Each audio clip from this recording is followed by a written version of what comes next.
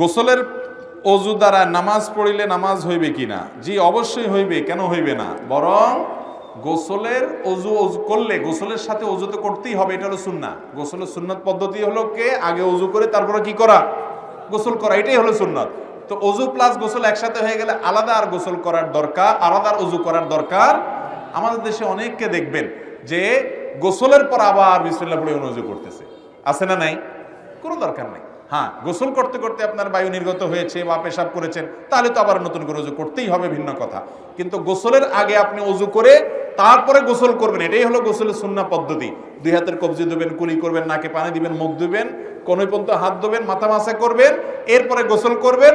বের হওয়ার সময় দুই পায়ে গোড়ালি পর্যন্ত ধুয়ে চলে আসবেন। তাহলে গোসল প্লাস অজু একসাথে। তো অজু প্লাস গোসল হয়ে গেলে এই গোসলের পর আলাদা আর কোনো অজু করার প্রয়োজন নাই, কোনো প্রয়োজন নাই।